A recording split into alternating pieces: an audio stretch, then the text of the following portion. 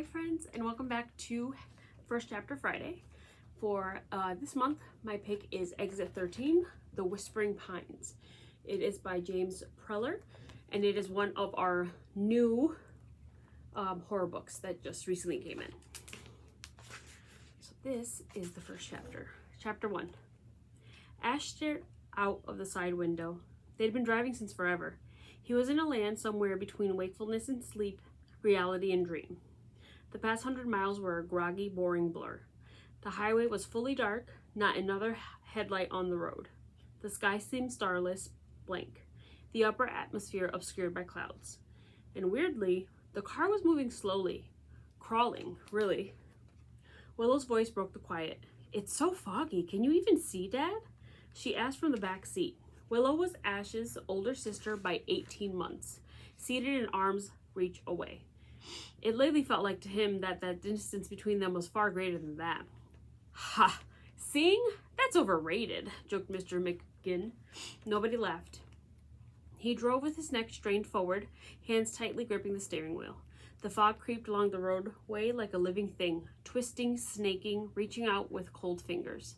The McGinns were driving through thick clouds, scarcely able to see the road. "This fog came out of nowhere," said Mrs. McGinns. She sat in the front passenger seat, flicking through her phone. She turned to her husband. "I'm frustrated. There's not a hotel within 50 miles that accepts pets." Ash, 11 years old, instinctively felt for Daisy, curled up between Willow and herself. Daisy was a golden doodle, a snuggly, soft-hearted pet that had grown up with the children. "Maybe we should pull over," Ash suggested. "Daisy might have to pee." Mrs. McGinns nodded to her husband. Without another word, Mr. McGinns eased the car to the side of the dark highway. "We'll wait out the fog and stretch our legs. And kids, stay out of the road." He pushed a button and the emergency lights flashed on, in case another motorist came zooming by. "Here? Seriously?" Willow said. "We're stopping in the middle of nowhere?" "We're somewhere, Will. We just don't know where that is exactly," said Mr. McGinns. "Everywhere is somewhere. Isn't that right, kids?" Willow gave him the dead eye. She looked to her right, past Daisy and Ash, and into the murky distance outside of the window.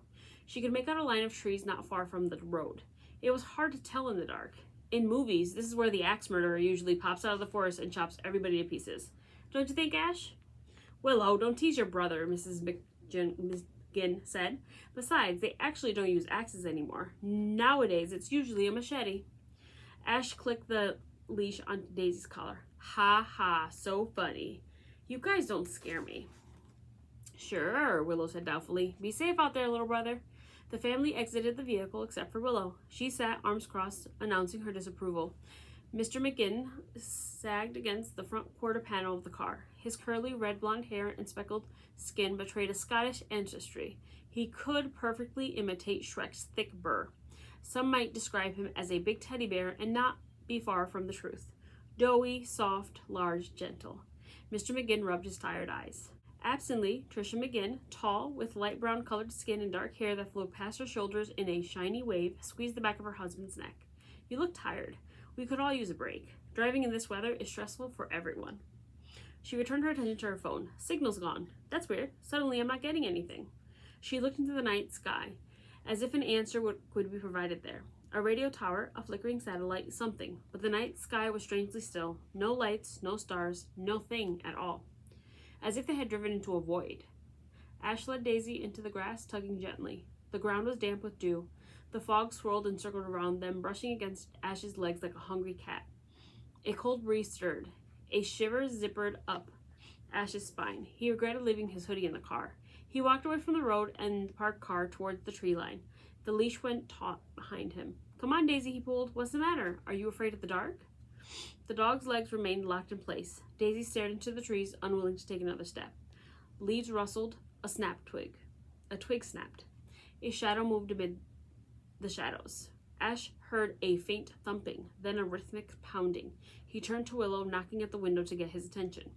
She was pointing and saying something. He could see her lips moving. "What? I can't hear you," he shouted. Willow pounded harder, both palms against the pane. "The trees!" she cried. "Behind you!" "What? The trees?" Ash called back. Daisy stared into the dark. She let out a low, rolling growl.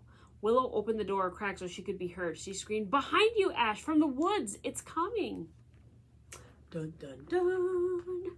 If you would like to read Exit 13 or anything like it, give us a call and we can set it aside for you, or recommend some other reads for this spooky season. See you soon!